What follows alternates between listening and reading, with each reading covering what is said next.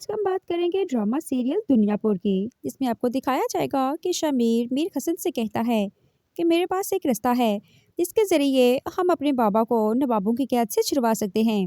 میر حسن شمیر سے پوچھتا ہے کہ وہ کیا طریقہ ہے، تو شمیر اسے بتاتا ہے کہ ہم رات کی تاریکی میں نوابوں کی حویلی میں گھس کر ان پر حملہ کر دیں گے اور اپنے باپ نوروز آدم کو ان کی قید سے چھڑوا لیں گے۔ میر حسن شمیر کی بات مان جاتا ہے۔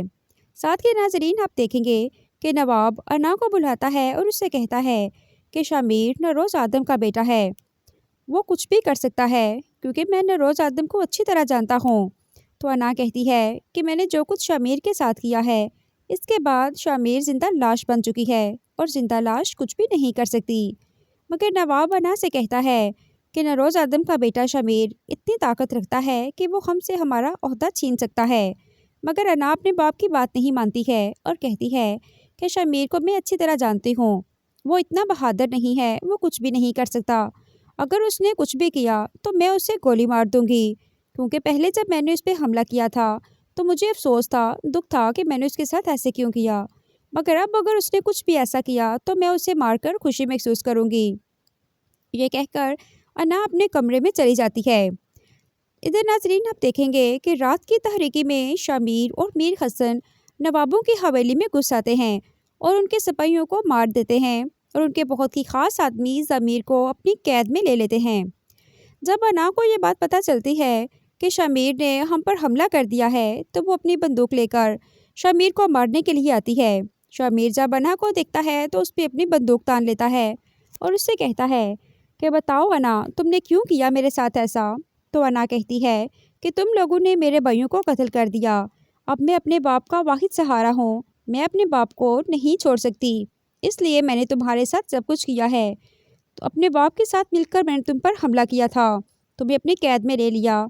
یہ کہہ کر شمیر کہتا ہے کہ ٹھیک ہے انا، اب مرنے کے لیے تیار ہو جاؤ۔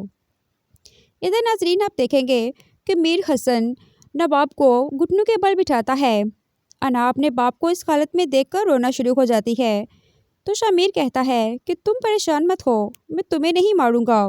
میر حسن کہتا ہے کہ شمیر یہ غلطی مت کرو، تم ابھی نواب اور اس کی بیٹی انا کو قتل کر دو، کیونکہ بعد میں اگر تم نے ان کو قتل نہیں کیا تو بہت بڑا مسئلہ بن جائے گا۔ شمیر کہتا ہے بات کی بعد میں دیکھی جائے گی، ایک بار انا نے مجھ پر احسان کیا تھا اور میری جان بخشی تھی، آج میں اس کی جان بخش رہا ہوں، کیونکہ شمیر نوروز آدم کسی کا احسان نہیں رکھتا۔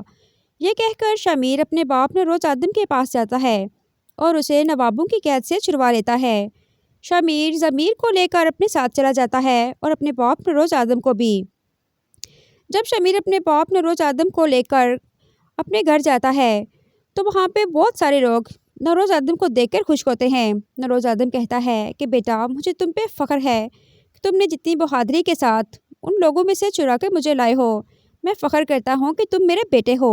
شمیر اپنے باپ سے معافی مانگتا ہے، مگر نوروز آدم اپنے بیٹے شمیر کو ماتھا چومتا ہے اور اپنے بیٹے شمیر سے کہتا ہے کہ تم نے مجھے نوابوں کی قید سے چھڑوا کر بہت اچھا کیا ہے، اب میں دنیا پور بھی واپس لے لوں گا اور نوابوں کو دیکھنا میں کیسے دھول چٹواتا ہوں۔ ساتھ کے ناظرین آپ دیکھیں گے کہ انا کا باپ نواب اسے کہتا ہے کہ میں نے تمہیں کہا تھا نا کہ شمیر حملہ کر دے گا، مگر تم نے میری بات نہیں مانی تھی، اب تم نے انجام دیکھ لیا، اب اپنے باپ نوروز آدم کو چھڑوا کر لے گیا ہے۔ تو انا کہتی ہے کہ میں اب بدلہ لے کر کے رہوں گی، تب تک میں چین سے نہیں بیٹھوں گی۔